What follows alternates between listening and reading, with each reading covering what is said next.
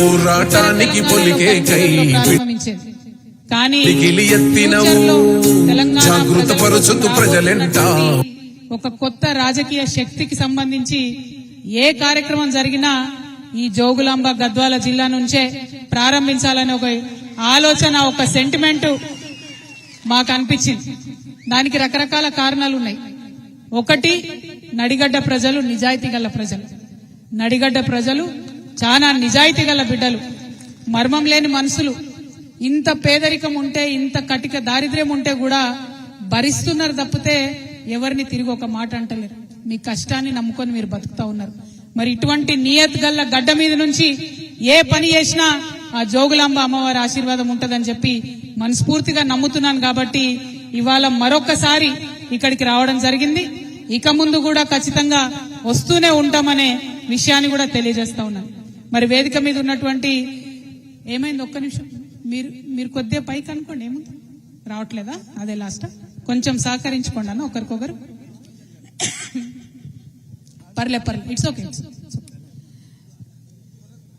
వేదిక మీద ఉన్నటువంటి తెలంగాణ జాగృతి రాష్ట్ర ఉపాధ్యక్షులు కోల శ్రీనివాస్ గారికి, తమ్ముడు శివారెడ్డి గారికి, చిలుక ప్రవీణ్ గారికి, ఇస్మాయిల్ అన్న గారికి, వేముల భవానీ గారికి, కొత్తగా సర్పంచ్ గా గెలిచినటువంటి మరియమ్మ గారికి, వారి హస్బెండ్ కి, అట్లనే మా నారాయణపేట జిల్లా అధ్యక్షుడు మా సోదరుడు గవినొల్ల శ్రీనివాస్ గారికి, మన స్వామి గారికి, సీమల రమేష్ గారికి, సందీప్ గారికి, దండే ఆనంద్ గారికి, తేజ చౌదరి గారికి, మన తెలంగాణ జాగృతి రాష్ట్ర మైనారిటీ ప్రెసిడెంట్ ముస్తఫా గారికి, ఇక్కడ జోగులాంబ గద్వాల్ ప్రెసిడెంట్ గారు సలీం గారికి, అట్లనే మా తమ్ముడు బాలాజీ ఉదయ్ గారికి, శ్యామ్ గారికి, మరి అందరికన్నా ముఖ్యంగా ఈ నడిగడ్డ హక్కుల పోరాట సమితి నుంచి ఈ కార్యక్రమాన్ని ఏర్పాటు చేసినటువంటి బుచ్చిబాబు గారికి, లవన్న గారికి, విజయ్ గారికి, విష్ణు గారికి, బలరాం నాయుడు గారికి, గోవింద్ గారికి, రంగస్వామి గారికి,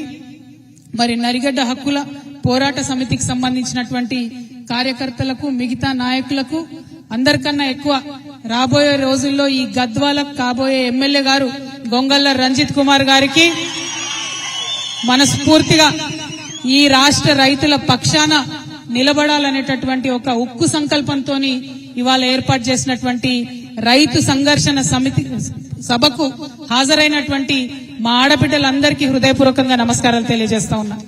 మరి మేము బండి దిగి వస్తా ఉంటే ఒగ్గుడోలు విన్యాసాలతోని మమ్మల్ని ఉత్సాహపరుస్తూ ఇక్కడి వరకు తీసుకొచ్చినటువంటి స్వామి వారి బృందం అందరికీ కూడా మనస్ఫూర్తిగా అభినందనలు తెలియజేస్తా ఉన్నా.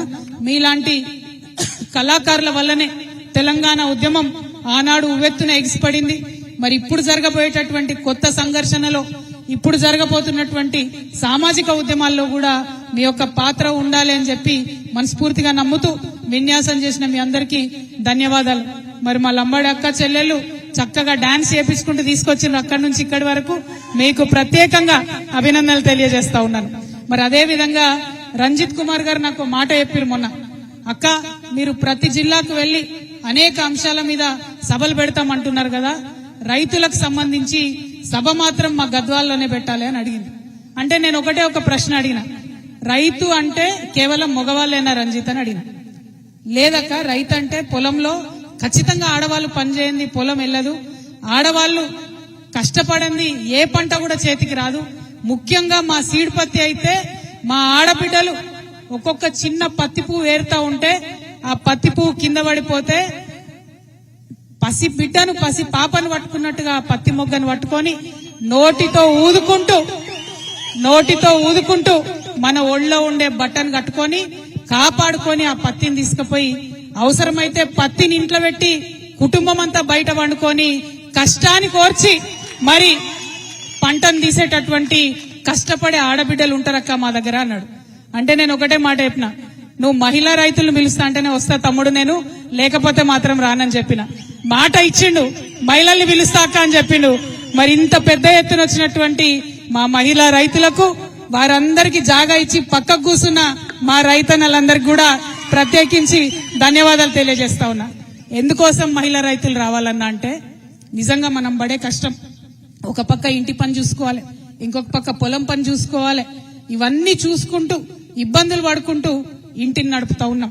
మరి అంత కష్టపడి మీరు సీడ్ పత్తి పండిస్తే దేశంలో అన్ని దగ్గరలకు మన గద్వాల సీడే పోతుంది. మన జోగులాంబ గద్వాల జిల్లాలో ఉన్న సీడే అంతటా కూడా పత్తి రైతులు వాడతారు. కానీ ఇక్కడ మాత్రం నిమిషానికి మిమ్మల్ని వేధిస్తా ఉన్నారు. నిమిషానికి ఎవరైతే ఈ కంపెనీలు ఉంటాయో వాళ్ళ యాజమాన్యాలు ఉంటారో వాళ్ళకి సంబంధించినటువంటి మధ్యలో ఉండే దళారులు ఉంటారో మీ కష్టాన్నంతా కూడా వాళ్ళ దగ్గర పెట్టుకుంటున్నారు. పోయినసారి జనం బాటకు వచ్చినప్పుడు ఒక్కొక్కరిని పలకరించి చూసినాం.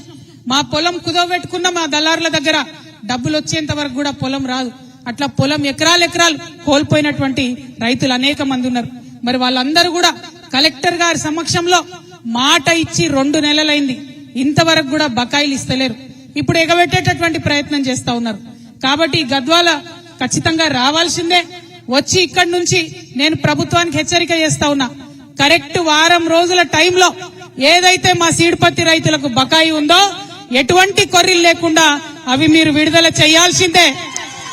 మీరు గనక అవి విడుదల చేయకపోతే అవసరం అంటే తెలంగాణ వ్యాప్తంగా ఉన్నటువంటి వాళ్ళందరం కూడా ఇదే గద్వాలకు వస్తాం, ఇక్కడే కూర్చుంటాం, దీక్షకు దిగుతాం. బిడ్డ జాగ్రత్త.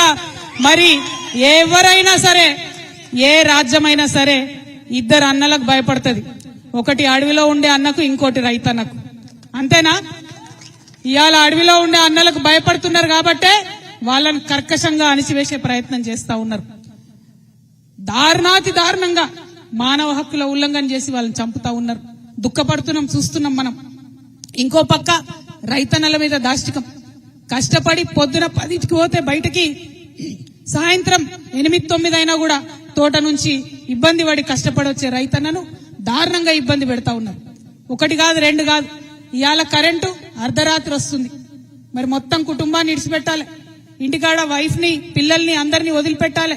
వాళ్ళు ఎట్లుంటారో అని రందో పక్కన, మరి అక్కడికి పోతేనేమో పామో తేలో ఉడుతుందనే బెంగ ఇంకో పక్కన. మరి ఇంత పెద్ద పెద్ద మనుషులు వచ్చిందే, ఇయ్యరాదా కరెంటు? పరిశ్రమలకైతే ఇయ్యొచ్చు, బ్యాంకులకు 1000 కోట్లు డబ్బులు ఎగబెట్టేటటువంటి పరిశ్రమలకైతే కరెంట్ ఇవ్వచ్చు. కానీ మరి కష్టపడే రైతులకు కరెంట్ వస్తలేదు. దాని మీద ఖచ్చితంగా మనం అడగాల్సిన అవసరం ఉన్నది. టైంకు యూరియా దొరుకుతలేదు. యూరియా ఇయ్యమంటే ఫోన్లో యాప్ పెడతారంట, ఆ యాప్ చూసి మనం బుక్ చేసుకోవాలంట. నేను ఒకటే మాట అడుగుతున్నా, మా రైతుల దగ్గర అయితే చిన్న ఫోన్లు ఉన్నాయి అబ్బా, ఎర్ర బటన్ పచ్చ బటన్ చిన్న ఫోన్ ఉంది మా దగ్గర. మరి మొదలు మా అందరికి ఐఫోన్లు ఇవ్వండి, ఆ తర్వాత యాప్ పెట్టుర్రి. అంతేనా? అందరికి ఐఫోన్లు ఇవ్వండి, ఆ తర్వాత యాప్ పెట్టుర్రి. పెడితే మేము కూడా నేర్చుకుంటాం కదా, అదేం బ్రహ్మ విద్య కాదు. కానీ మా దగ్గర ఫోనే లేదు. ఇప్పుడు మేము ఏడబోదుము, మా పిల్లగాని ఏడ బతిమలాడదుము, ఆ చదువుకునే పిల్లని బతిమలాడి యాప్ బుక్ చేసుకొని కొనుక్కోవడానికి పోవాలి యూరియా. అంటే మీకు యూరియా ఇచ్చే చేతగాక అనేకమైనటువంటి కొర్రీలు పెడుతున్నారు తప్పితే నిజంగా రైతు మేలు కోరి కాదు. నిజంగా రైతు మేలు కోరి ఉంటే ఏం చేయాలి చెప్పలే, ఈ కాంగ్రెస్ వాళ్ళు చెప్పలే. మీరు అర్జెంట్ గా ఓన్రి ఊరుకుండ్రి, బ్యాంకుల దగ్గర లైన్లు కట్టుండ్రి.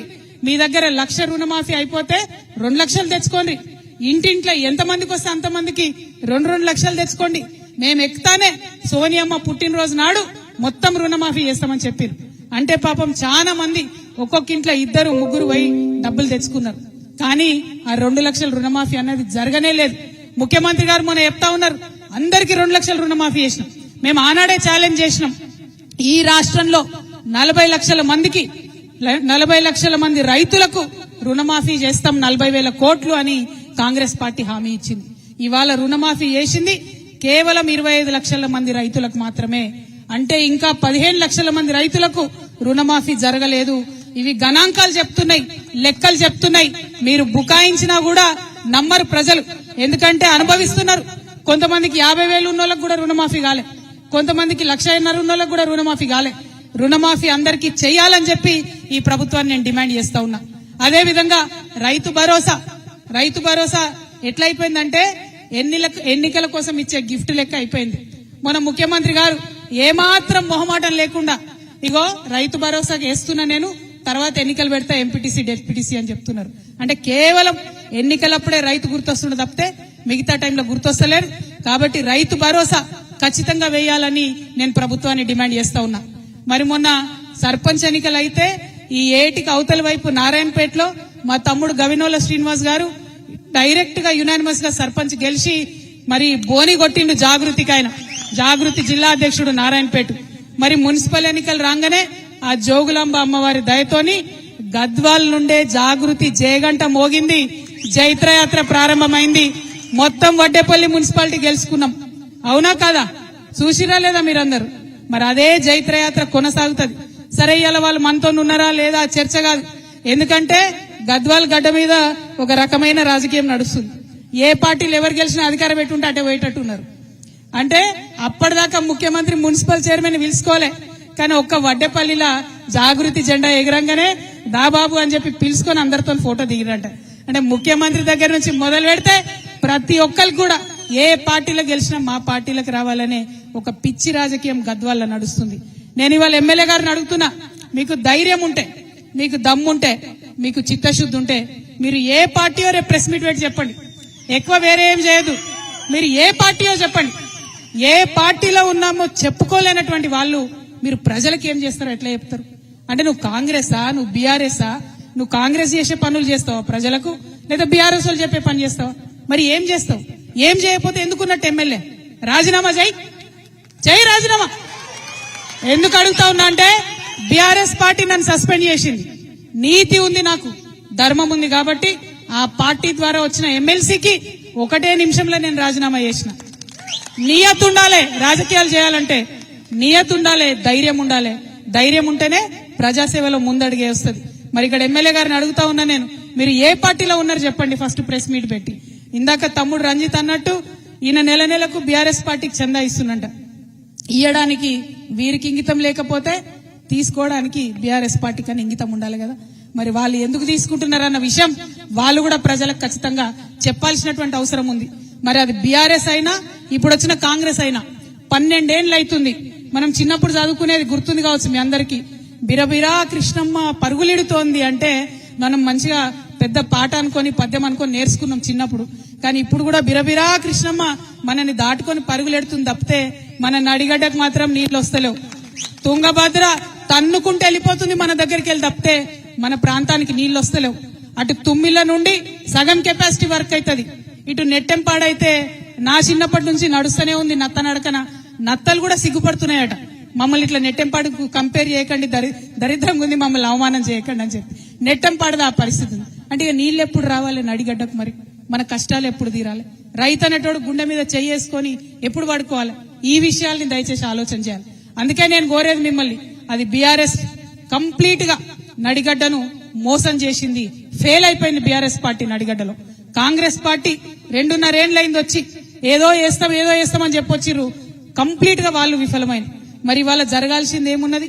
నాగర్ కర్నూల్లో నిన్న జరిగినటువంటి ఘటనలో మరి మాట్లాడాల్సినటువంటి అవసరం ఉన్నది.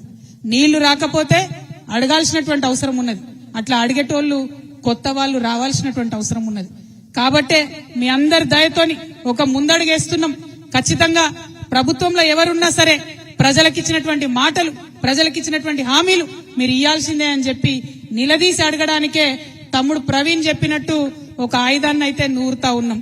ఆ ఆయుధం కొత్తగా వచ్చేటటువంటి ఆ రాజకీయ శక్తి ఖచ్చితంగా మీ అందరికి కూడా ఆయుధం అవుతుంది. ఈ నడిగడ్డకు నీళ్లు తీసుకొచ్చేటటువంటి ఒక వజ్రాయుధంగా మీ ముందుకు వస్తామని తెలియజేస్తా ఉన్నాం. అదేవిధంగా రంజిత్ కుమార్ చెప్పారు, మరి అత్త అల్లుడు తప్ప ఇక్కడ ఇంకో కొత్త ముఖం కనబడతలేదని. నాకైతే కొత్త ముఖం కనబడుతున్నది. మరి నాకైతే డెఫినెట్ గా ఒక కొత్త ఆలోచన ఉన్నటువంటి, అందరూ మా వాళ్లే అనుకొని పనిచేసేటటువంటి ఒక కొత్త నాయకత్వం కనబడతా ఉంది. అందుకే చెప్పిన రాబోయే రోజుల్లో కాబోయే గద్వాల ఎమ్మెల్యే గారని ఉట్టిగా చెప్పలే నేను, బరాబర్ జరుగుతుంది. ఆడబిడ్డల ఆశీర్వాదం ఉంటే ఖచ్చితంగా జరుగుతుంది. ఇక్కడికి వచ్చిన ఆడబిడ్డలు ఒకసారి ఆలోచన చేసుకోవాలా, పనిచేస్తున్నాడా లేదా రంజిత్, కొట్లాడుతున్నాడా లేదా రంజిత్, అదే విషయాన్ని దయచేసి ఆలోచన చేయండి. ఇవాళ ఇక్కడికి వచ్చిన వాళ్ళందరూ అయితే నవ్వుతున్నారు. మరి ఆయన పేరు చెప్పినప్పుడు పనిచేస్తున్నాడా తెలుసా మీకు? బానే పనిచేస్తున్నాడా? కొట్లాడుతున్నాడా? మీ పక్షాన కొట్లాడుతున్నాడా? మరి ఉంటారా, నిలబడతారా రేపొద్దున? పాపం 3 సార్లు పోటీ చేసింది, ఇప్పటికి 2 సార్లు పోటీ చేసింది. ఇప్పటికి మీరంతా మీటింగ్లలో చేతులు ఎత్తుతున్నారు, ఓటింగ్లలో మాత్రం ఇంకో దిక్కు ఎత్తుతున్నారు. అంతేనా? అట్లా చేయకూరి. ఎందుకంటే ఎలక్షన్ అప్పుడు ఎవరేమిచ్చినా తీసుకోవాలి, కానీ మనకెవరు పనిచేస్తారో వాళ్ళకే ఓటేసుకోవాలి. ఆ విషయాన్ని ఆలోచన చేయండి. ఎందుకంటే ఎలక్షన్ అనగానే ఇక అత్త వస్తారు, అల్లుడు వస్తారు, బయలుదేరుతారు. ఇప్పుడు వస్తున్నాయి మళ్ళా జెడ్పీటీసీ, ఎంపీటీసీ ఎన్నికలు వస్తున్నాయి. వస్తున్నాయి మళ్ళా జెడ్పీటీసీ ఎంపీటీసీ ఎన్నికలు. మూటలు ముల్లలు తీసుకొని దిగుతారు. నేను ఒకటే మాట చెప్తున్నా, తీసుకొని మూటలు అవి మీ నెత్తి కొట్టి సంపాదించినాయి, మీ కష్టంతో సంపాదించినాయి, తీసుకొని ఏం భయపడదు. కానీ ఓటు మాత్రం ఖచ్చితంగా జాగృతికి రంజిత్ చెప్పిన మనుషులకు మాత్రం ఓటేయండి. ఎందుకంటే మీ గొంతుకై నిలబడతాం. ప్రతి మండలంలో జెడ్పీటీసీ క్యాండిడేట్ ని పెడతాం, బలంగా కొట్లాడతాం. ప్రతి ఊర్లో ఎక్కడెక్కడ ఎంపీటీసీలు ఉంటే అక్కడ ఎంపీటీసీ క్యాండిడేట్లను పెడతాం, చాలా బలంగా కొట్లాడతాం. మరి ఆశీర్వదించమని అడగడానికి వచ్చినాం. ప్రతి ఒక్క విషయం మీద కొట్లాడతాం, ముఖ్యంగా మా ఆడబిడ్డల విషయం మీద బలంగా కొట్లాడతాం. 2500 రూపాయలు నెలకు మనకి ఇస్తామని చెప్పారు, ఇంతవరకు పత్తా లేదు. తులం బంగారం ఇస్తామని చెప్పారు, బాగా మెరుస్తుంది మీ మెడల బంగారం. రేవంత్ రెడ్డి ఇచ్చిందేనా? ఇచ్చిండా అమ్మా? అరే ఇచ్చిండు అనుకుంటారు మీరు, చెప్పకపోతే మరి ఇచ్చిరా రేవంత్ రెడ్డి? 2 చేతులు ఎత్తురి ఒకసారి చూడరాడు.